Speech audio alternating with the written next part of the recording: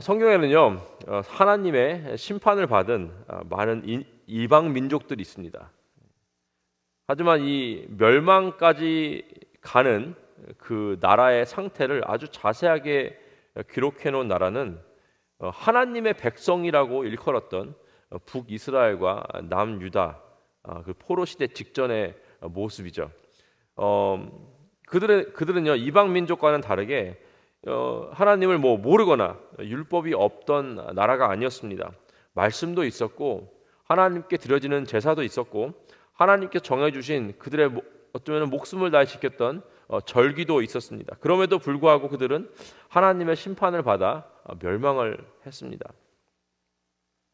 한동안 이스라엘 민족은 말로만 하나님의 백성이었습니다. 이 비슷한 시기 한 2~30년 후에 적혀진 이사야서에서는 이렇게 나옵니다.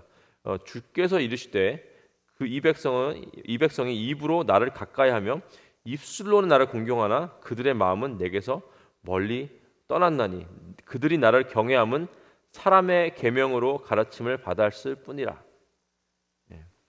겉으로는 신앙이 있는 척했지만 속에서는 하나님을 멀리 떠난 그런 백성들이 바로 이스라엘 백성이었습니다.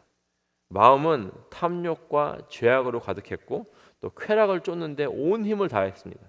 오늘 본문을 보면은 이 악한 세대였던 이스라엘 백성들이 어떤 모습으로 살았고 또 그런 우리가 또 이런 만약에 우리가 지금도 이런 시대 속에 살고 있다면은 우리는 하나님을 믿는 예수님을 믿는 자로서 어떻게 이 시대에 살아가야 하는지 오늘 말씀을 통해서 알게 되는 시간을 갖길 원합니다. 악한 세대는요, 이 악행의 전문가들의 세대입니다. 다시 한번 말씀드릴게요. 악한 세대는요, 악행의 전문가들이 사는 시대입니다.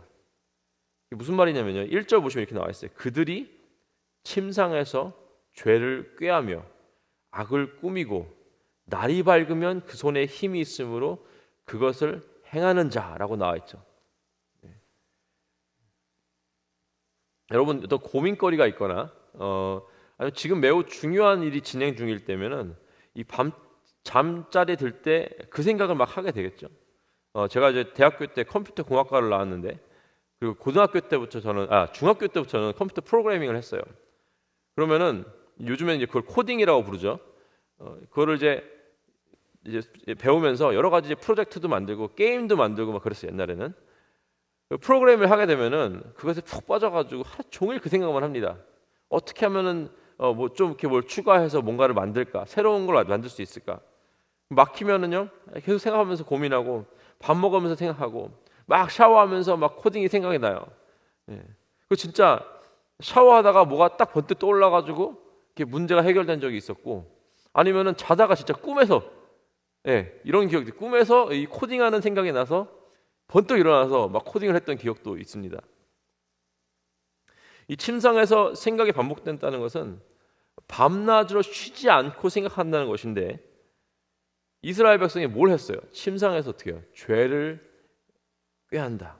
바로 밤낮으로 어떻게 하면 죄를 더 지을지 그걸 계획했다는 것입니다.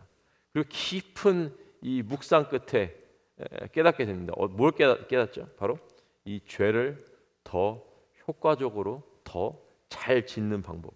근데 무슨 죄입니까? 2절 보시면 나와 있죠. 밭들을 탐하여 빼앗고 집들을 탐하여 차지하니 그들이 남자와 그 집과 산업과 그의 산업을 강탈하도다. 남의 재산을 빼앗는 일, 뭐 고리대금을 하거나 서로 이제 고소하거나 이렇게 해가지고 다른 사람의 재산, 남의 밭과 그의 집과 그의 사업체를 빼앗고 심지어는요 돈을 갚지 못하는 사람을 노예로 다른 사람에게 팔아 넘기는 그런 악랄한 짓을 이 밤낮으로 묵상하고 계획했다는 것입니다. 자, 누구의 것을 빼앗습니까?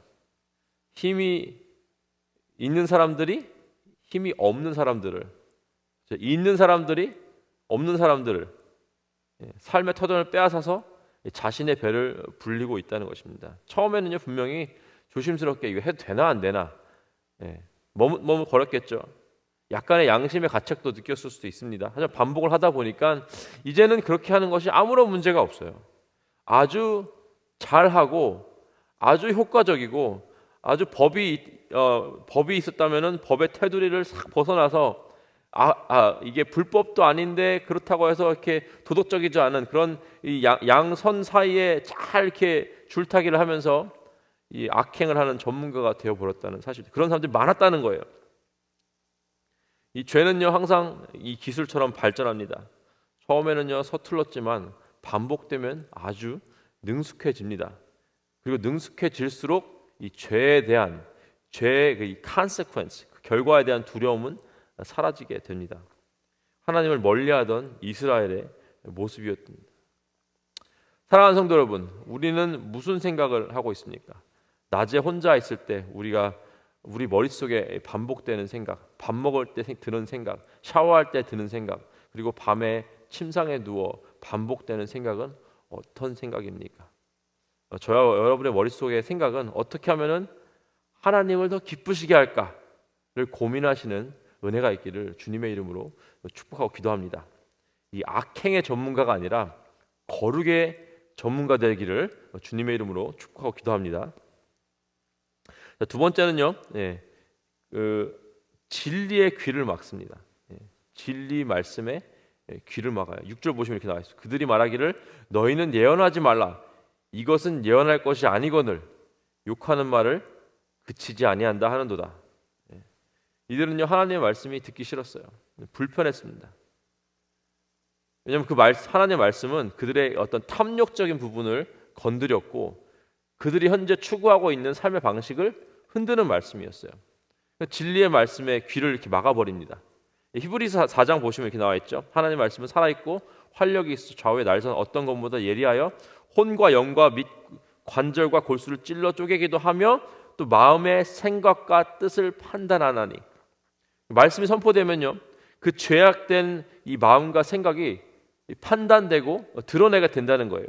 얼마나 그 마음 가운데 이 어둠이 가득 차 있고 그 더러운 죄악이 가득 차 있는지 다 드러나게 된다는 거고 수치스럽게 되는 거죠. 그래서 그들은 그 말씀을 거부합니다. 그 말씀이 자기의 수치를 드러내는 것을 극도로 싫어했기 때문에 그 말씀을 거부해요. 그런 말 하지 말아라. 부정적인 말 하지 말아라. 심판 얘기는 이제 그만해라. 듣기 싫다.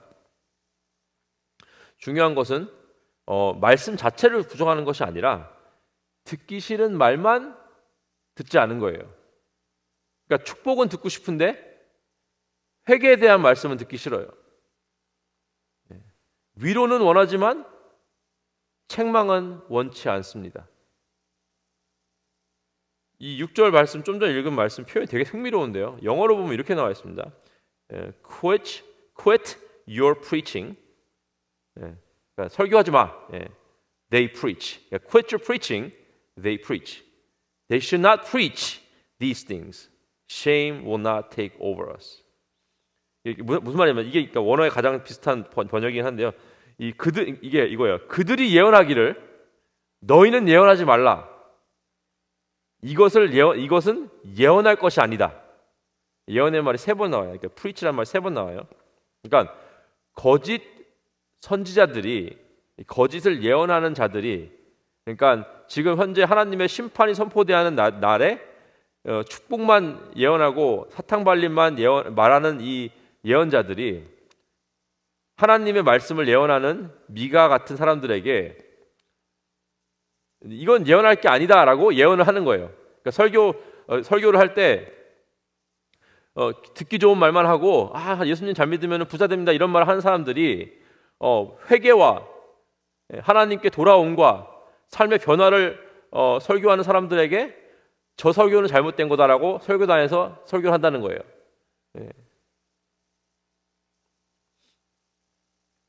이스라엘 백성들은 그런 거짓 선지자의 말을 귀 기울이기 시작했고 미가 선지자와 같이 회개를 선포하는 하나님께 돌아가자, 다시 한번 하나님께 정직과 공의와 또 거룩으로 돌아가자라고 선포하는 이 미가 같은 선지자들의 말이 거짓말이다라고 해서 사람들이 귀를 막아버렸습니다. 영적 위기의 이게 신호죠. 말씀을 선택적으로 듣기 시작할 때, 나에게 좋은 말씀만 찾아서 들으려고 그러고, 이럴 때, 하나님보다 자기 자신이 기준이 될 때, 그때가 위기입니다. 세상도 이렇게 말하죠. 하나님의 말씀, 설교자들이 이 시대와 문화에 맞춰서 말씀을 선포해야 된다. 그 시대에 맞는 말, 그 시대가 듣고 싶어하는 말. 하지만 우리가 명심해야 될 것은 진리는 변화하지 않는다는 것입니다. 하나님의 말씀이 우리 시대의 흐름에 맞춰지는 것이 아니라 우리의 마음가짐이 하나님의 말씀에 맞춰져야 된다는 것이죠. 그 시대가 어떤 것을 말하고 있든지 간에 우리가 그 시대에 살고 있으면 우리는 우리의 마음을 하나님의 말씀에 맞춰줘야 된다는 것입니다. 아무리 불편하게 들린다 할지라도 우리는 그 말씀 앞에 무릎을 꿇어야 한다는 것이죠. 진리의 귀를 막는 것이 아닌 하나님 말씀이, 이 진리의 말씀만이 우리의 삶을 인도하시기를 주님의 이름으로 축복합니다. 11절 보시겠습니다. 11절 이렇게 나와 있어요. 사람이 만일 허망하게 행하며 거짓말로 이르기를 내가 포도주와 독주에 대하여 내게 예언하리라 할 것 같으면 그 사람이 이 백성의 선지자가 되리로다. 세 번째는요, 이 쾌락이 최고의 가치가 되는 그런 시대입니다. 쾌락이 최고의 가치가 되는 시대.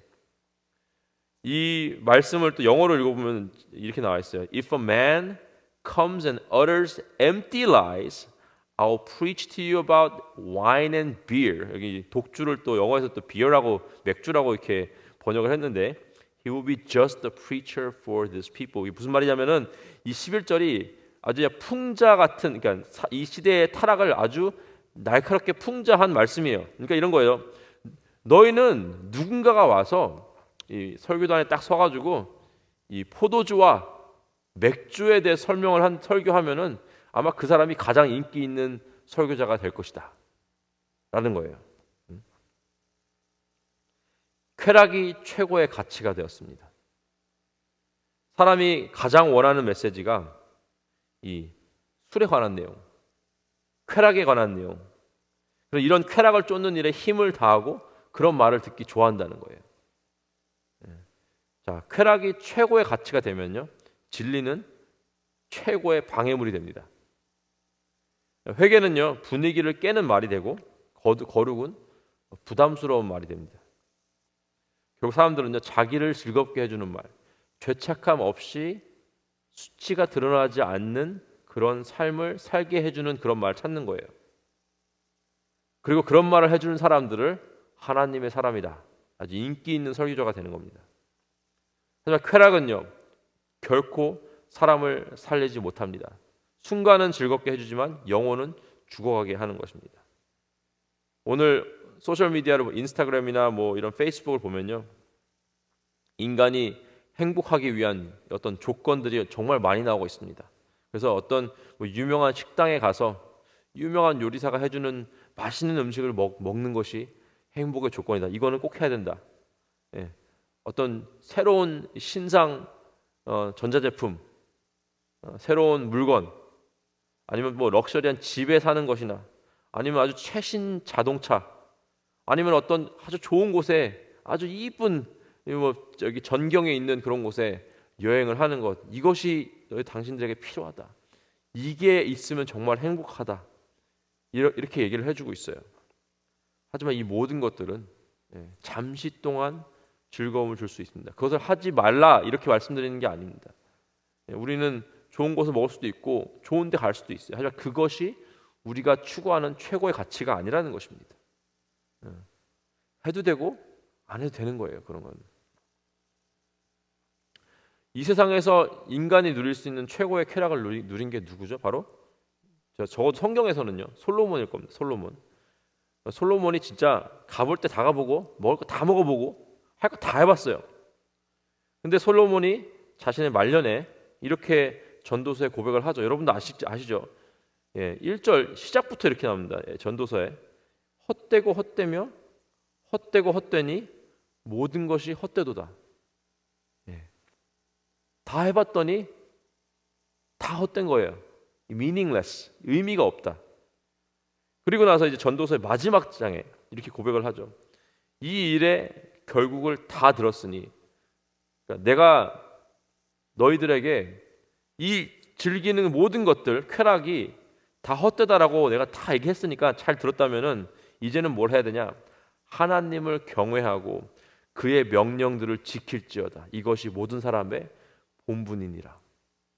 결론인 거예요. 그게. 우리가 가져야 할 최고의 가치는 쾌락이 아니라 하나님을 경외함과 말씀에 순종임을 믿으시기 바랍니다. 이 미가 시대의 멸망은요, 단번에 한 번에 온 것이 아니죠. 그들은요, 죄악을 계획했고 진리를 거부했고 쾌락을 마치 신처럼 섬겼기 때문에 멸망했던 것입니다. 아직 그들에겐 기회가 있어요. 미가서가 적혀지고 나서 이 포로 시대까지 160년, 70년 정도의 기간이 있을 거예요. 그러니까 하나님은 여기서 내가 너희들을 쓸어버리겠다 하고 바로 하신 게 아니라 100년이 넘는 시간을 허락하셨습니다. 제발 나에게 돌아와라. 하지만 그들은 계속해서 죄악을 계획했고 진리를 거부했고 쾌락을 신처럼 섬겼습니다. 이 시대도 사실은 우리가 엄밀히 따져보면은 그런 시대죠. 우리는 예수를 믿는 사람들로서 그런 시대에 살아가고 있습니다. 근데 하지만 하나님께서 여전히 미가가 했던 것처럼 교회를 통해서 이 세상 가운데 선포를 하죠. 이 거룩과 순종을 요구하십니다. 그리고 결국에는 우리에게 예수님을 보여주시죠. 우리가 우리 스스로 이룰 수 없는 이 거룩과 또 온전한 순종을 이루신 예수님을 믿어라. 이게 결론입니다. 그러니까 너희가 잘 살아라, 하나님 앞에 정직해라, 그러면 구원받는다가 아니라 우리는 이런 죄인이기 때문에 예수님을 믿어라라는 이 복음을 우리에게 보여주신다는 것입니다. 말씀은 이 세상은 이 말씀을 거부하지만 저와 여러분은 오늘 감사와 찬양으로 이 말씀을 받으시고 주님께 거룩과 순종으로 그리고 궁극적으로는 우리를 구원하신 예수님을 믿음으로 나아가는 오늘 하루 되시기를 주님의 이름으로 축복하고 기도합니다. 함께 기도하시겠습니다.